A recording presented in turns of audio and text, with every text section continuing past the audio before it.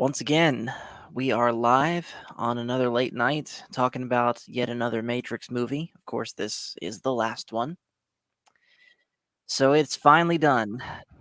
Me and Michael have finally seen all of the Matrix movies all the way through for the first time. Michael again was not able to join us because he had to go to bed, but we're probably going to do another stream Thursday evening. Um, Sort of an open, sort of chill stream sort of thing where Michael will share his thoughts on the series and we'll just go from there. But for now, once again, I got Mr. Eddie Gannon being my co pilot. He has watched all three of the Matrix movies with us. And again, I say thank you, Eddie, for doing that with us. You're very welcome. So let's get to the movie.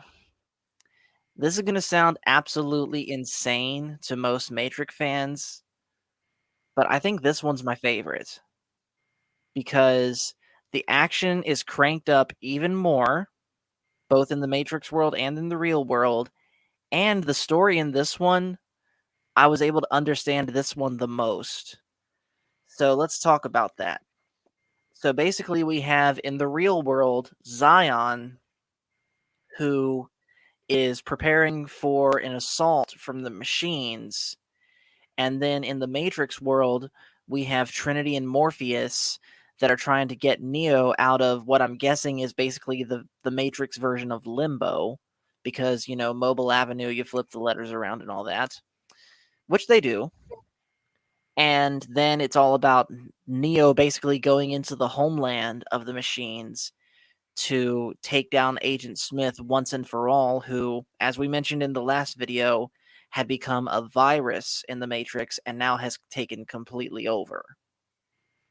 And of course, ultimately at the end, um, Neo defeats Agent Smith by basically allowing Agent Smith to assimilate him, and thus the machines, as agreed with the deal with Neo, left the humans alone.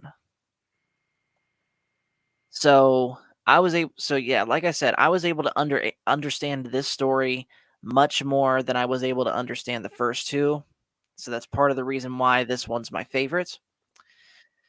What about you, Eddie? Was that a good summary of the story, or was there something that I missed?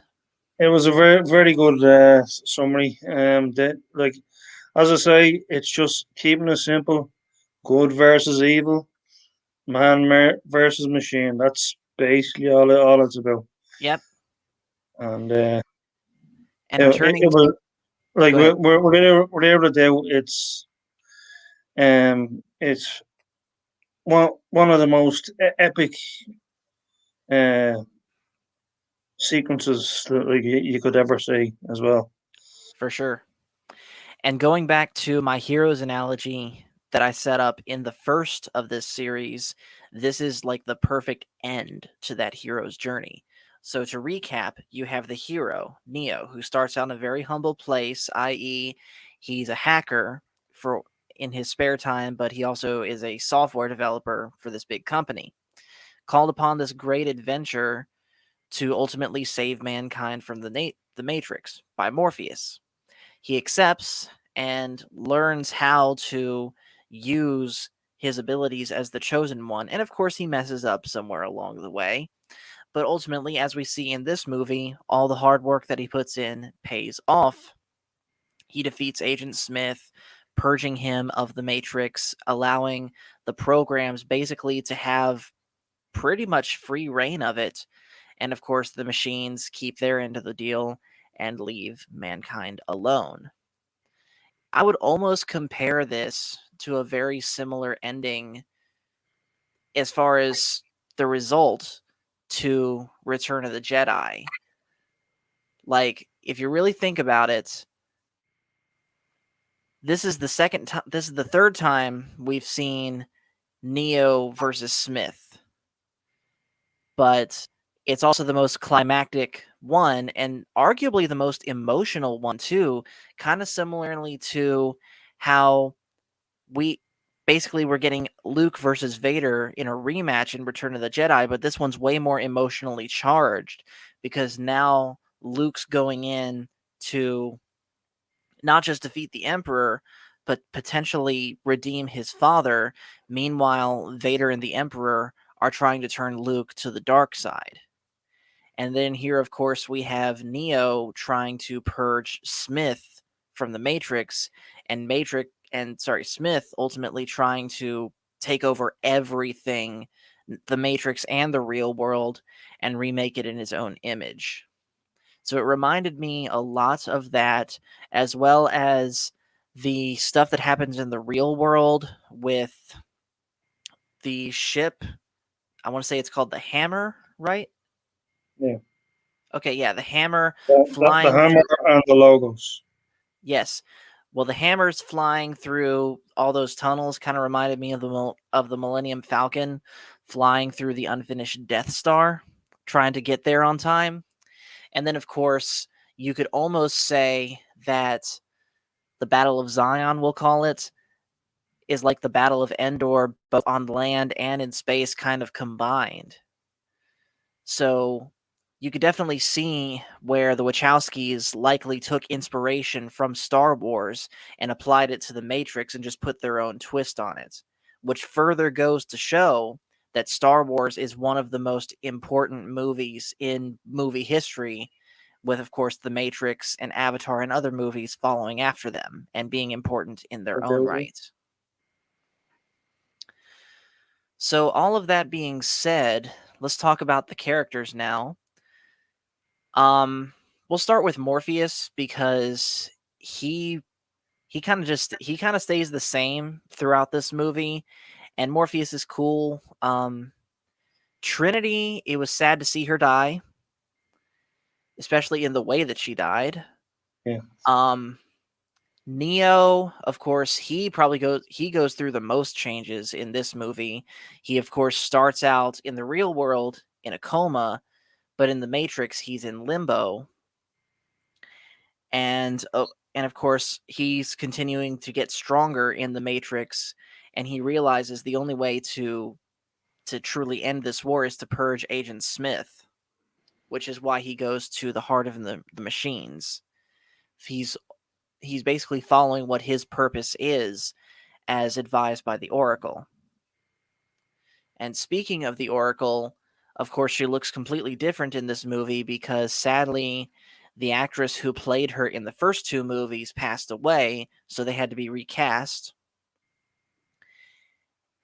And it was also kind of sad to see not just her, but I'm also assuming the little girl and the Asian guy. I can't remember what his name is, but Start off. they get all what is it?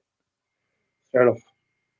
Yes, and all three of them become Agent Smith. At least it's implied that the girl and the Asian guy become Agent Smith, even though we don't see it. Uh, we didn't see the girl, but certainly the Seraph and the Oracle did become Agent Smith. Yeah, because you know that one of the Agent Smiths says the same line, cookies need love like everything does, that the Oracle said to the little girl, which makes me assume that yes, the the little girl did also become an Agent Smith, because let's face it, Agent at this point in the series, Agent Smith is that much of a monster where he would do that to a little girl. Yeah, And speaking of Agent Smith, this is probably my favorite version of Agent Smith, where he's in control of the Matrix now. He is pretty much taken it over, and he feels like he's absolutely untouchable. For some reason, I sort of like the loud and roaring Agent Smith more than I do the version of Agent Smith that we see in the first movie, where he has to play the more polite actual agent, whereas now he's just a force of nature. yeah. He's pretty much like he has his power, and he's hell bent on just ruling all. Basically. Exactly. And then, of course, the action in this movie, as I said, it got cranked up to 11, even more so than number two did. Sadly, over the over the stream that we were doing on Discord, my internet was deciding not to cooperate with me and it buffered during the best action scene. But Yeah. aside from that, it was still that still is the best fight in my opinion in the whole series. Just just I'm guessing the Oracle Agent Smith, that's who that turns out to be, versus Neo in basically a true fight to the death, which basically Neo lets Smith win because Neo lets Smith get him in the chest and assimilate him. So, in a way, Smith won that fight, even though it destroyed him in the process. Keep in mind, like the Oracle Agent Smith evidently, and like in the end, actually helped Neo Yes, that's win right. that fight. Yeah, because the Oracle Agent Smith repeats a line that the Oracle proper said to Neo much earlier, something like all things that have a beginning have an end. Exactly. And Neo hears this. You see the wheels turning in his head. Is like, okay, here's how I win this. I Yeah. let you take me over, and I can destroy you from the inside. Exactly. So, so yeah, that was an amazing fight. All the stuff was amazing. Um, You the know, only thing, if I may, like I saw a documentary soon after that movie, and like they were you were like all that fight scene, like it was just total water coming down on oh them, yeah, yeah. and they couldn't see a thing. That was the funny thing about it. And to be fair, yeah, you could barely see what was going on, but at the same Yeah, time, that heavy rainstorm just added to the atmosphere of this absolutely amazing fight. Although, and this is where I'm going to be a little bit nitpicky here. Remember in the fight scene where Neo's facing all of the Agent Smiths in Matrix 2, he hits one and they go flying 50 feet back and they're out of the fight for a couple seconds. Meanwhile, Neo is struggling to fight this one Agent Smith. The only thing that I can think of to possibly explain that is maybe that Agent Smith gets the Oracle turned into Agent Smith somehow absorbed the Oracle's power, making him even stronger. But they don't say yeah. anything for sure about that in the movie, so that's just my guess. They don't have to say it, but I mean, you're supposed to pick up on it. Like that's the thing. Like a lot of people didn't understand that, and like it was it was kind of like a nice little tidbit to like not only to kind of amp Agent Smith's power, but on top of that to help Neo and to save the human race. Right. Now, despite the fact that this movie I understood much better than the previous two, there is still one thing that I'm not 100% clear on, and perhaps you can help me out with. What ultimately was was basically world domination what Agent Smith wanted, or was there something more to that? He wa- he as you know in this, I think it was I believe it was the second one, wasn't he? That he took over Bane. Hmm. Now, Which that was another cool fight yeah, scene right there. yeah. So when he took over Bane, he wanted to hack into the uh, the city of Zion. So Yes. in order for him to do that, he needed to take someone over. So Yes. Bane was his best chance of doing that. Yep. Now, when that happened, Um, obviously, like when he tried to fight Neo on Niobe's ship, Hmm. that kind of foiled his plans as regards to taking over the real world. Right. But so the only thing left that he could do was to take over the Matrix, Yes. and which of course he ultimately did. Now Neo made the bargain, as we saw, to prevent that, and say he's gone beyond our control, so we need to stop. Right. So So basically, so it's basically, clear. So it's clear that he wanted total domination, right. or over everything. Okay. Okay. So I was close then. And going back to it, um, the fight scene in the real world of Neo versus Bane, that was a pretty interesting fight also, especially seeing just how different it was Neo's fight in the real world, because of course in the Matrix he's throwing out every single martial arts move you can imagine. Yeah, Meanwhile in the real world, because he doesn't actually know all that stuff in the real world, it's more of a much raw, rough and tumble, straight up fight and not just a show that they're putting on. exactly. Yeah, And I think it's cool also that they chose to make Neo blind and yet still be able to see. I'm guessing the energy of all the machines around him kind of reminds me a little bit of Kanan Jarrus in Star Wars Rebels. He ends up it losing does his actually. sight. Yeah, yeah. Yes, in at the end of season 2. And I just thought of this now. Rebels of course came out after The Matrix did.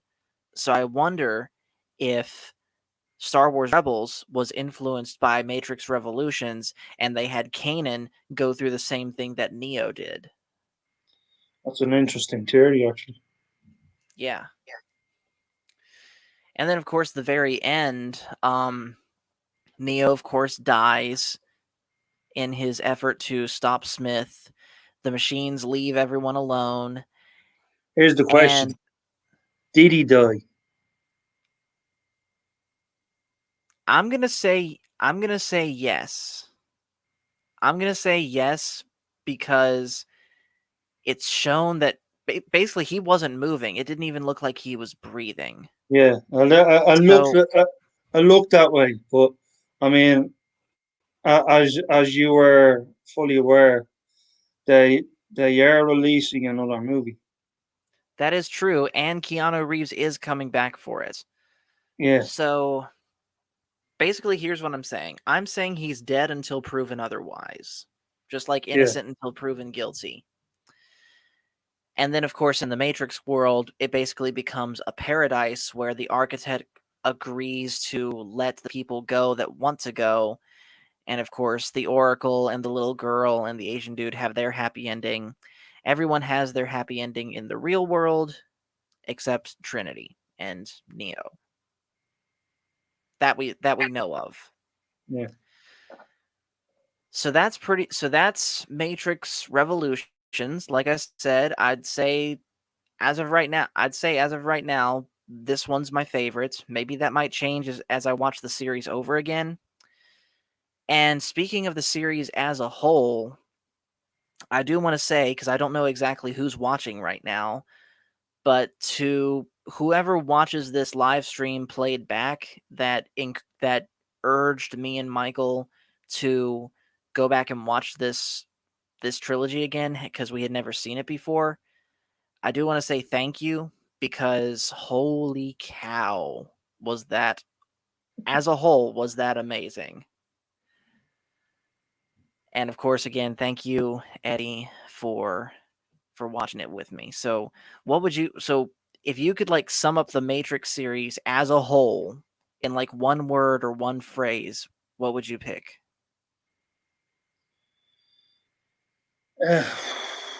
There's you have me there. I would say it's the Oh, ability hey, to. hey, we got Daryl the derelict in here. Hey, buddy. Hey, Daryl. And the way you said it right here, the Matrix trilogy was epic. Yeah, that's the word that I would use for this trilogy for sure. It was epic. There's no question about it. Yeah. But yeah, the summer up. It was journey A in one journey. word. Yeah. Yes. Okay. I can I Um. can I can see that for sure.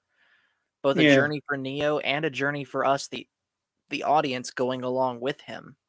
Yeah. It wasn't only a journey for Neo, but certainly a journey for Agent Smith, the Oracle, uh, Morpheus, Trinity, Yeah,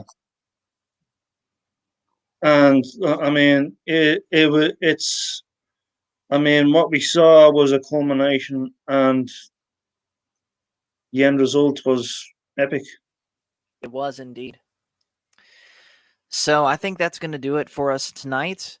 So like I said, we're going to have me and Michael are going to do a sort of chill stream tomorrow night, probably about, we'll say tentatively 9 p.m. Eastern. That's likely going to change though.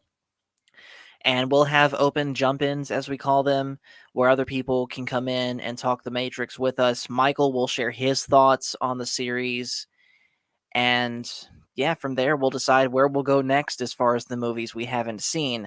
But before we sign off, I'm gonna do this real quick. Let me find it.